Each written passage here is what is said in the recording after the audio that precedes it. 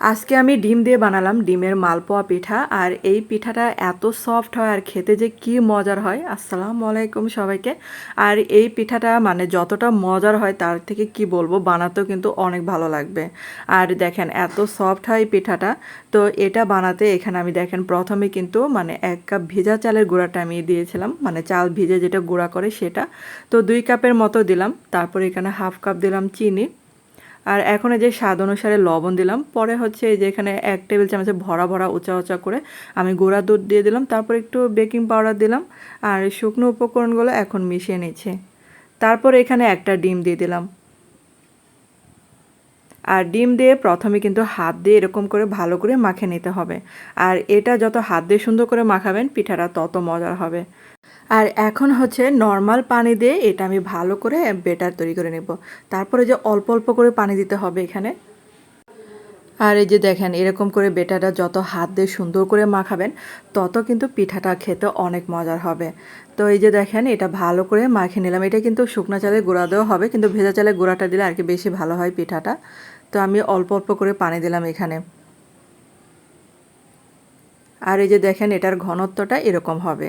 তো এখানে আমি আরেকটু কিন্তু এখানে 2 টেবিল চামচের মতো আটা অ্যাড করলাম। তো আটা দিলে মানে পিঠাটা অনেক মানে তুলতুলে হবে।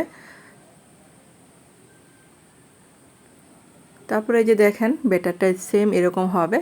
আর যে তেলটা আগে থেকে গরম হতে দিয়েছিলাম। আর এখন হচ্ছে মেজারমেন্ট মানে কাপ দিয়ে ঢালতে আর কি সুবিধা, ওটা দিয়ে আর কি পিঠাটা ঢেলে নিলাম। আর এটা বেকিং পাউডার দেওয়াতে কিন্তু পিঠাটা সুন্দর ফুলে যাবে। আর এখন এই যে আরেকটা বানিয়ে দেখাচ্ছি। তো ডিমের এই মালপোয়া পিঠার নামটা দিলাম এই কারণে, কারণ হচ্ছে এখানে ডিম পড়বে, তারপরে গুঁড়া দুধ, আটা সব কিছু মিলিয়ে মানে পিঠাটা খেতে এত মজার হয়েছিল।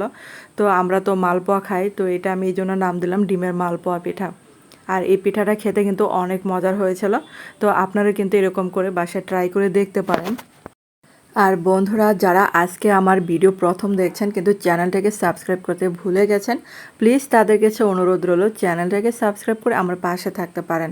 তো দেখেন এগুলা পিঠা দেওয়ার সাথে সাথে সুন্দরভাবে ফুলে যায়। তো যদি পারফেক্টভাবে মানে ডোটা গোলা হয় বেটারটা আর কি, তাহলে পিঠা কিন্তু সবগুলোই ফুলবে। তো এই যে দেখেন হয়ে গেল কিন্তু এই সুন্দর মানে মজার পিঠাটা। তো এটা অনেকে আবার মনে করবেন তেলের পিঠা, তো এখানে ডিম দুধ সবই দিলাম, তো এই জন্য এটার নাম দিলাম ডিমের মালপোয়া। তো আপনাদের কাছে বন্ধুরা কেমন লাগলো অবশ্যই কিন্তু কমেন্ট করে জানাতে পারেন। আর এই পিঠাটা মানে এত সফট তুলতুলে হয়েছিল। তো চালের গুঁড়া যে একটা মচমচা হয় এটা কিন্তু তেমনটা হবে না, এটা এই যে অনেকটা সফট হয়েছিল ডিম দেওয়াতে। এই যে দেখেন আপনারা দেখেই বুঝতে পারবেন। আর এই পিঠাটা হচ্ছে বাচ্চা থেকে বড়রাই সবাই কিন্তু অনেক মজা করে খাবে। আর ধন্যবাদ সবাইকে এতক্ষণ আমার ভিডিওটা দেখার জন্য।